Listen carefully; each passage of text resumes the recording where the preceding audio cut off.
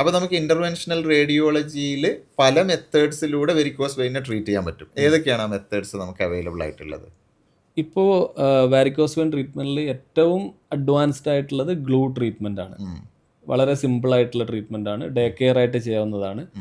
Surgery അല്ലെങ്കിൽ operation അല്ലാതെ ചെയ്യുന്ന ഒരു ചികിത്സയാണത്. ഓക്കെ.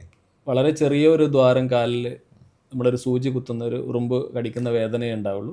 സൂചി കുത്തുന്ന ഒരു പിൻ ഹോൾ, ആ പിൻ ഹോൾ വഴി കയറിയിട്ടാണ് ആ ഗ്ലൂ ഇഞ്ചക്ഷൻ നമ്മൾ ചെയ്യുന്നത്. അപ്പോൾ നമുക്കൊരു വലിയ സർജറിയുടെയോ കുറേ ദിവസത്തെ റെസ്റ്റോ ഒന്നും ഇല്ലാതെ ഇന്റർവെൻഷണൽ റേഡിയോളജി ഉപയോഗിച്ച് നമുക്ക് പല മെത്തേഡ്സിലൂടെ ഈ ഇന്റർവെൻഷൻ റേഡിയോളജി ഉപയോഗിക്കുന്ന വാരിക്കോസ് വെയിൻ ട്രീറ്റ്മെന്റ് എല്ലാം പറയുന്ന പേഷ്യന്റ് അതിനുശേഷം റെസ്റ്റ് എടുക്കരുത് എന്നാണ്. നോർമലി ആയി നടക്കാൻ ആരംഭിക്കണം അതിനുശേഷം. അതാണ് അവരെ ഏറ്റവും പെട്ടെന്ന് റിക്കവർ ചെയ്യാൻ ഹെൽപ്പ് ചെയ്യുക എന്നുള്ളത്. ഓക്കെ. അപ്പോൾ ഈ ഒരു എന്താ പറയുക, മോഡേൺ ആയിട്ടുള്ള ഈ ഒരു ട്രീറ്റ്മെന്റ് മെത്തേഡ് വളരെ യൂസ്ഫുൾ ആണ്. അല്ലെങ്കിൽ ഒരു പേഷ്യന്റ് കുറേ ദിവസമൊക്കെ ഇതിന് റെസ്റ്റ് എടുക്കുക. അതെ, അവരുടെ അത്രയും ദിവസം ജോലി നഷ്ടപ്പെടും, ഫാമിലി ആയിട്ടുള്ള ടൈം നഷ്ടപ്പെടും. ലൈഫ് അത്രയും ഷോർട്ടല്ലേ, അത്രയും വളരെ ചുരുങ്ങിയ സമയം കൊണ്ടൊരു ചികിത്സ സാധിക്കുക എന്നുള്ളതാണ് ഇപ്പോഴത്തെ കാലത്ത് എല്ലാത്തിലും നോക്കുന്നത്.